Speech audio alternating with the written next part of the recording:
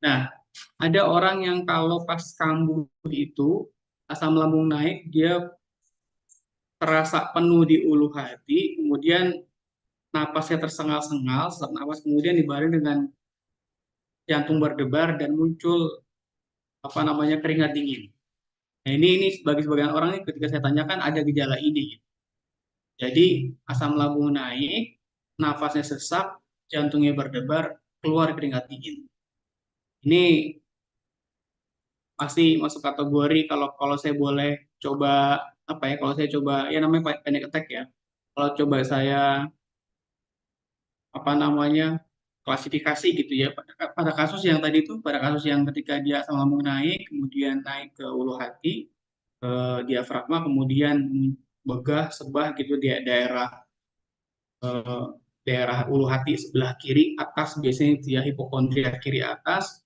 Kemudian ketika penuh, rasa tuh sesak nafasnya dibarengi dengan debar-debar, kemudian keringat dingin, baru muncul rasa tidak nyamannya. Panic attack-nya tuh muncul pada saat itu. Bahkan ada orang yang merasa ketika muncul itu dia seperti mau pingsan, tapi nggak pingsan-pingsan. Karena memang pada tahapan itu gitu ya, dia kayaknya udah los pingsan, tapi kok nggak benar pingsan, masih dalam kondisi sadar, tapi rasa nggak nyamannya panic attack-nya tuh benar-benar bikin dia seolah-olah kayak pengen pingsan. Ini panic attack. Nah, ini kalau saya bisa klasifikasikan pada kondisi ini yang debar-debar tadi, sama mau naik debar-debar, sesak nafas, keluar keringat dingin, di tahapan awal seorang mengalami GERD. Karena kebanyakan pada saat kondisi yang sudah ditetapkan untuk GERD itu ya, justru masalah pada lambungnya hampir tidak dirasakan.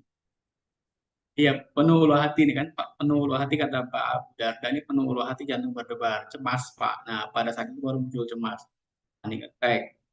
Kemudian kadang enakan sekali sesekali cemas apa tuh kondisi asam lambung naik. Nah, tadi ada, kalau bisa dibilang ini ada stadium-stadiumnya lah, ada step ini, step-step awal atau stadium awal seorang mengalami GERD, gejalanya ini.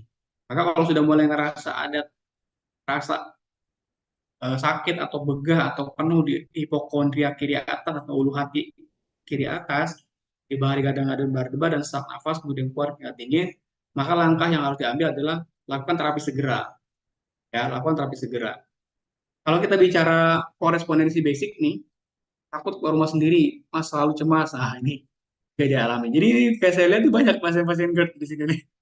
Mudah-mudahan ini Allah yang mengarahkan Bapak Ibu semua untuk hadir dan mendapatkan solusi dari kelas kita pada sore hari ini ya. Dan mudah-mudahan wasilah kelas ini bisa semuanya sembuh dari GERD ya. Jadi banyak variasi kondisi panic attack ya. Tadi saya bilang tadi itu pasien tadi itu di lantai 8 dia memastikan harus berkantor di lantai 1. Ada mahasiswa semester awal sudah biasanya benar-benar keluyuran, kelayaban gitu ya. Bahkan sering nonton konser-konser musik metal gitu ya.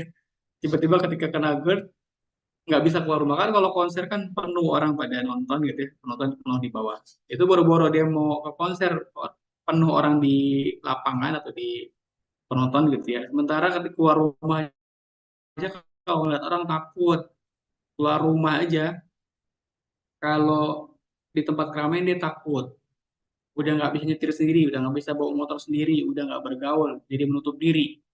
Karena apa? Ada rasa takut berlebihan pada saat itu. Nah itu variasi-variasi dari gangguan serangan paniknya atau anxiety yang memang itu cukup, cukup serius menurut saya.